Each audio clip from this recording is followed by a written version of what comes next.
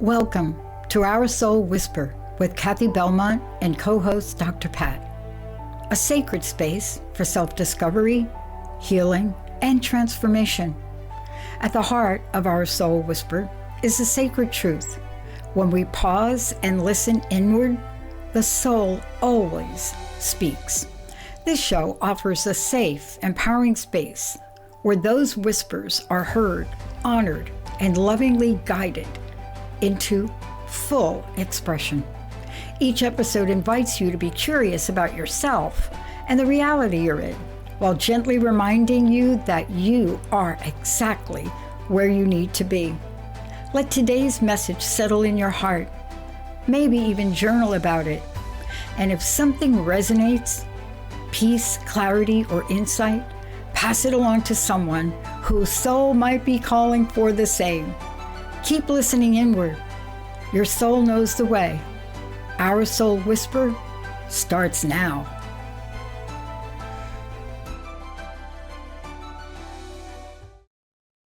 Hey everyone, I'm Dr. Pat, and welcome to an incredible show. And I want to tell you a little bit about Cathi for a minute. You know, Cathi Belmont created, how should I say it, a movement. And the movement started from within. And whenever you have a movement that started from within, what you're really looking at is unlimited possibilities and potential. And this is what today's show is about. For those of you that haven't heard enough about who Cathi is, she's one of the most incredible coaches that taps in to the multi-directional nature of spirit. But the intention of this is for you. The intention of this is to help guide, to provide insight, because I don't know about you, but when you're in the middle of chaos, when you're in the middle of anxiety, when you're in the middle of, you fill in your own blank, very difficult to find direction, guidance, or even get to a place of peace. Today's show is so important. How spiritual life coaching supports real change. Now, I will tell you this, and then I'm going to turn it over to Cathi. Anyone in a 12-step program or anyone in recovery, you will get a lot of help in whatever program you pick. But what you may not get is the kind of coaching you need to make that second step and beyond reality, to change and transform your life. So today, get ready for this, but more importantly, before you sit down and you come up with that New Year's, I don't know what you're going to call it, resolution, who knows? You better take a look at why they don't stick. Cathi, great show topic. And boy, how timely. Awesome. Thank you so much for this today.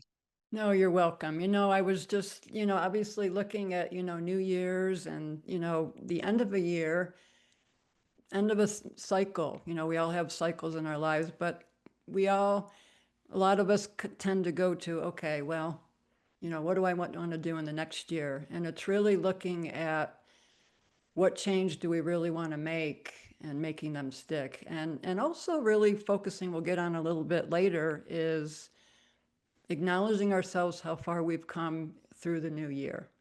And so really want to spend some time on how goals, resolutions, things we want for ourselves don't stay in our lives for very long. And then really a lot of it is how we can be supported through that to get that real change that we long for, and that sometimes we just are like, man, I did it again.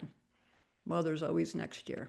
So I can't wait for you to talk about it because, I haven't shared a lot of detail, but as time goes on, I will. When we set a plan or a pace or whatever you're going to talk about today, there's setting it in motion with a spiritual practice or with a spiritual underpinning or without. So take us on the journey of why most New Year's resolutions don't stick. Well, I think a lot of it is, we get to that place where there's pressure. Well, I think I need to do this. I should be doing this. Or maybe there's shame there, you're feeling the shame that you need to somehow change yourself to feel better. Or there's that comparison, kind of looking at others, seeing where people are, oh, I want to be over there. And those things can really keep us from making those changes we want. It's also, we have those conversations with ourselves. Well, I'll be happier when, or I'll get healthier, next week, or I'll do better. And just getting real deep for a minute, really inviting the listeners to say, well, we already are that. We already are that happiness, that health, and that betterness that we want. And so it's really learning to embrace that. And it's also, I think, a lot of it, which it all ties together, is who we think we should be rather than who we truly are. And that means in the present. And then just facing those fears and patterns that are unseen. And there's also that accountability piece. And I know some people say accountability, there's a lot of different definitions we have about that. One way I like to explain it to people is that answerability to yourself. How are you going to support yourself in those action steps that you set, that we set in a session to support you and where you want to go? Is that going to be writing it in a calendar? Is that going to be talking to your friend and say, call me every day to ask me if I did this? Those are steps that you put in place to support you. What ways? So it's those kind of things that are explored. And so it's not about setting goals that are on the surface, but really getting in touch with what's important to me right now. I want to ask you this question. Accountability it's a very important word. I got to tell you something real quick. I went off and I did research, and accountability wasn't the word that I studied. It was obligation. And I want to tell you that another word for accountability, believe it or not, Cathi, is when you say to someone, and I had to make an amends to my team about a week ago because I didn't realize how quickly time went by. And I didn't even realize I didn't tell them about my move. I was talking about it on air, but somehow I thought I told them. And then I was like, Jessica says, when are you going to tell them? I had to take accountability for that. But by then, I had to start to rebuild trust. Because when you don't take accountability, believe it or not, people believe you're obligated. You're obligated to hold your word. So let's talk about these patterns because underneath it, stinking thinking and fear, right? Yeah, and it's looking at, what's underneath the not saying what needs to be shared or be said. So it's that inner exploration of what's there. Maybe it's the rush, rush, rush, or, it's really kind of, and when I say accountability to self, it's really kind of going back and answering to ourselves and say, well, what's really going on?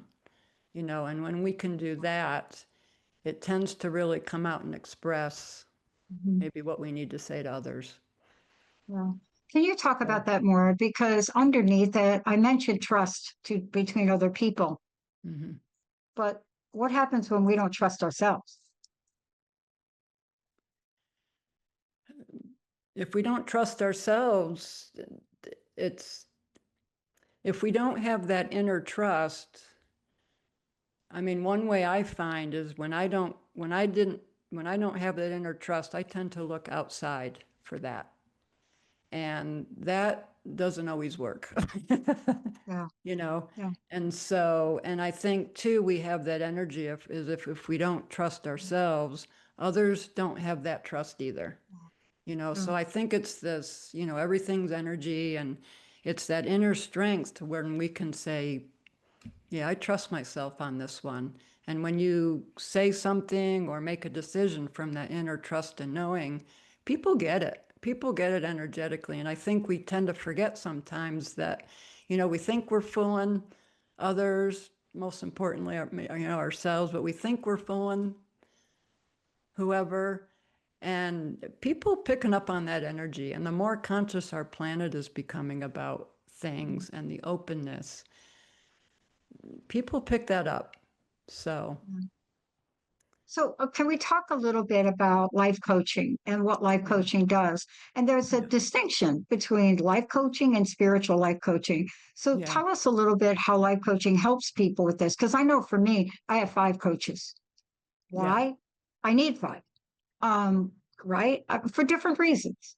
But my spiritual coach comes first. Hmm. Let's walk us through life coaching from your perspective, but also Hmm. there is a difference Yeah. between life coaching. Tell us Yeah. about the difference. Yeah. Yeah. So I just wanted to go back and really define for people what life coaching is and also what this integration work is as well. I'll get a lot of questions that people say, well, what do you do? And I say, well, I'm a life coach. Well, what is that exactly? And people have their own ideas about that. And so I really like to think of it as it's a supportive, forward focused relationship where it brings together mindset, your emotional awareness, and your inner wisdom. And it brings all that together in a very supportive, sacred environment where you give yourself permission to create changes and align with who you are. Now, the spiritual piece that's more of a focus that I chose to go. Um, and it really goes to the spiritual part in all of us. And what is spirituality? What does that mean to you? As a coach, as a spiritual life coach, I have no attachment to what spirituality means to anyone else. If they come to me and say, well, trees are my spirituality or whatever, if that's what supports them and if that's the place they want to go, I go where the client wants to go. And so the client really defines what that is. And there'll be people who, I don't know what spirituality is. I want it, but how do I find my own? How do I reconnect with that? And that's a process within that. So um, it's really coming from that perspective. If some people don't want to go down that road, that's where life coaching comes in. Um, and then the integration to wholeness is really acknowledging and bringing forward those parts of us that are scared. And it often comes out when we have certain responses or reactions to something that are very emotionally charged that are uncomfortable. And those are signals to say, okay, what's going on? Who in there is uncomfortable and not feeling maybe safe or fearful right now? It can also be maybe a general underlying feeling of, I just generally don't feel like I'm worthy of this, or I generally don't feel, like you said, Dr. Pat, kind of fill in the blank. So it can also we don't know where that source is, but it's this feeling. It's also coming from that perspective as well. So it's really not, these services aren't really, these processes really aren't really about fixing you. It's really about bringing you home to yourself. And having that playful curiosity, as we've talked about before, and that courage to really look inward and see, okay, what's going to support me in really making those changes that are really important to me that seem to go by year after year or day after day? Yeah, it's so important. I mean, you know, I keep referencing recovery because Mhm. it wasn't until I moved from, I don't even know what to call it, the logical aspect of it. You read the book, you work with the sponsor to the spiritual part. That's when my life changed, Mhm. when I was willing to accept it. Because I didn't enter that program saying, I believe in a higher, I didn't. I wasn't one of those people. I entered sobriety very angry at the God of my understanding until I wasn't one day. And the day that I stopped being angry was the day I started to hear the guidance and direction. Talk a little bit in the work you do, how you help people with that, because a lot of times we can't hear it until we get help from you to clear out the cobwebs. Yeah. And before I go into that, I remember when you were sharing in the beginning, you shared about how spirit helps us multi-directionally. And I just love that because spirit helps us in ways that we coming from multi directions. I mean, we just don't know. And we have to, you know, I'm learning too that it comes through, you know, we're in this physical reality and we think it's going to look a certain way, but spirit works with where we are. And so it's really being present to what's going on. So I really loved that. Thank you for that. Yeah. So it's really, you know, coaching helps you get clear, you know, before you make that commitment to yourself, you know, getting clear about what is it that you really want and what is it that's really important to you right now. And where are you being called forward? And maybe what are you running from? So you begin to start choosing what feels true to you. You know, it's also about releasing, that's what's been holding you back. It's identifying those beliefs and transforming them into, you know, your perfectionism into whatever that means to you. Turning your people pleasing. That's not that you maybe come to the recognition that it's just not serving you anymore. You know, it's acknowledging and looking at those beliefs. That's 50% of the work there. You know, it's really acknowledging, yeah, it's there. Okay, now what? And Yeah. it's Let, let setting me let those me just goals. jump in there. Sure. The now what is, can I say it? I cannot do it alone. See, it's now what, and then it's the reason I have 5 coaches.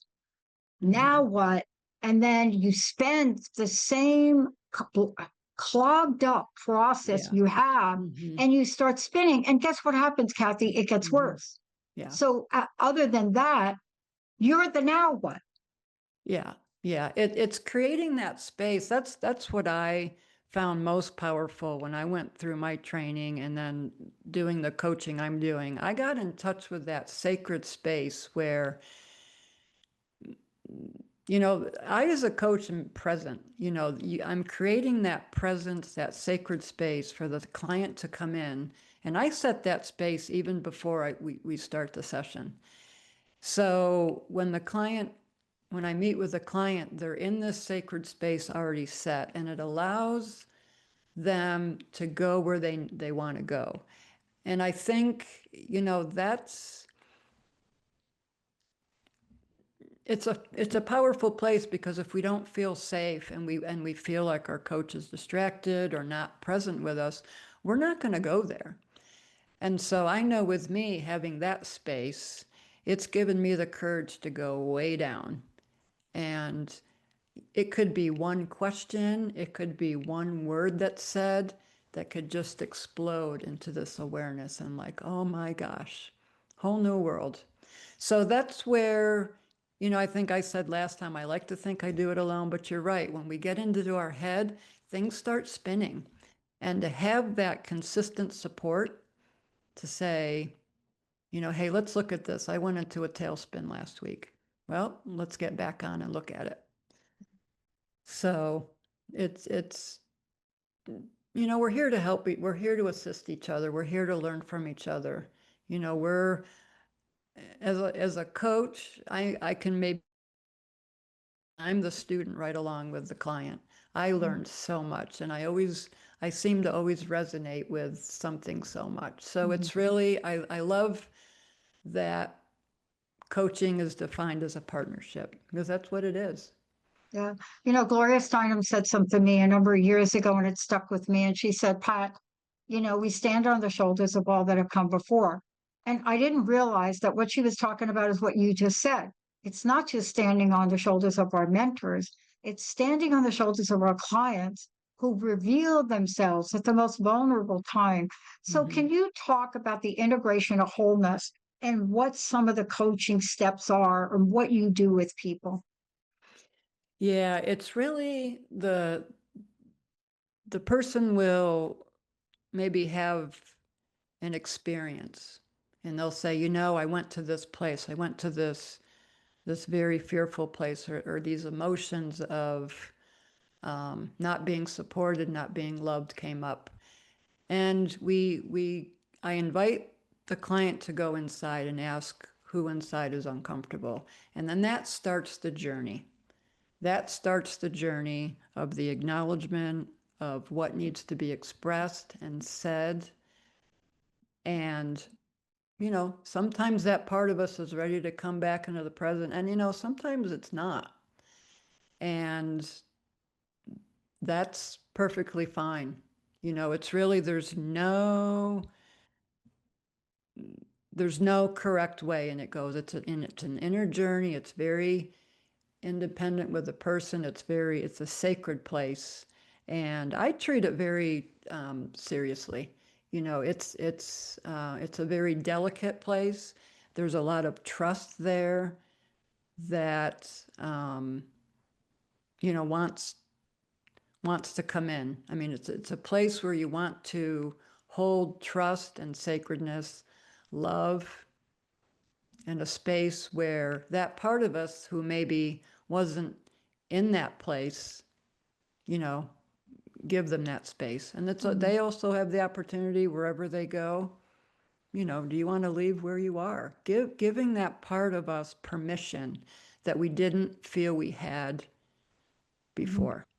And that's so powerful. And it's really, the client does that journey, and that's what makes it stick. That's what makes that change for them. And that's what brings that, I always try to change my word healing, but it brings that rebalancing, that place of where we can see things differently. We respond to things differently.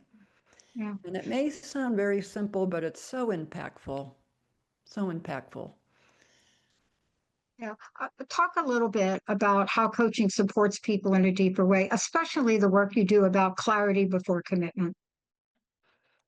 Yeah, it's again, it's getting to that place of what's really important to me right now, and not going to those, I should be doing this, or somebody else is doing this, so maybe I need to too.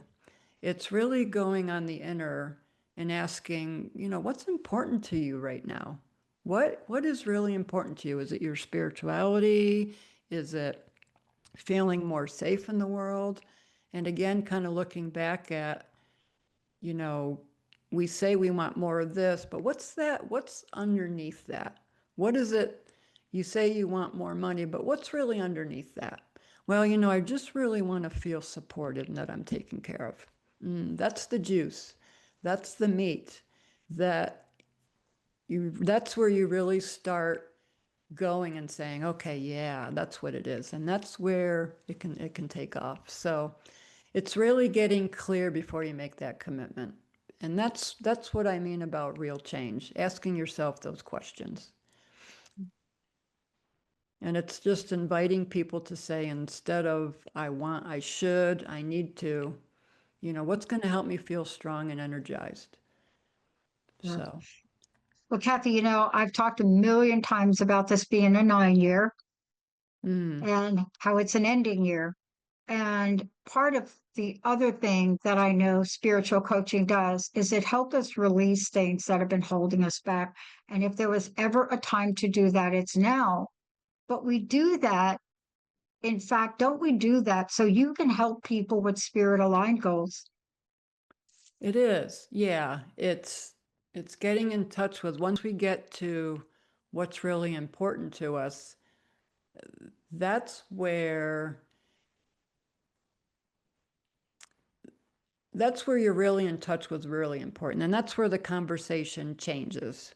It goes from that kind of surface goals to really what's really important to us. And then we get that feeling of, yes, that this is where I want things to come from. Maybe it's, if we get to that place of, I really want to feel strong and I want to feel alive, instead of I should lose this weight. We've been saying those statements, I should lose weight. To me, that feels kind of heavy.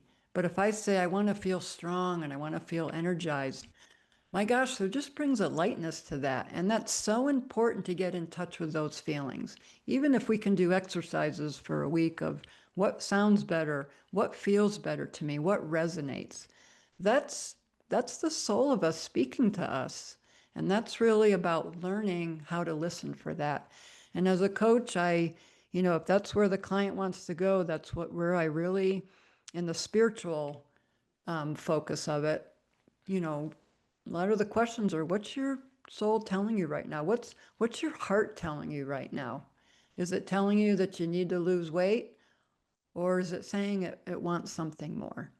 And that's where I think we really get connected to ourselves. And that's where that self-trust begins, kind of bringing this circle back to trust. Yeah. You know. Well, So. I want to take a minute to make sure people know how to schedule time with you, how to work with you. This is a time of year where we all need a little extra support. Well, some of us need a lot of extra support. But in this case, how do people connect with you? And then I'd love to know your final message or your message you want to leave us with today.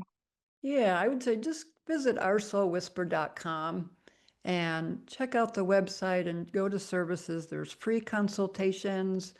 There's opportunities to even have a 30-minute free coaching session just to get a taste of what I'm talking about. We can take this in, and I want that experience. What is it really like? And, to see as far as, how we resonate together. And I just want to say that, this life coaching really helps you grow forward. And this integration to wholeness really assists them in rebalancing us on the inner. And together with this forward movement and this inner rehoming,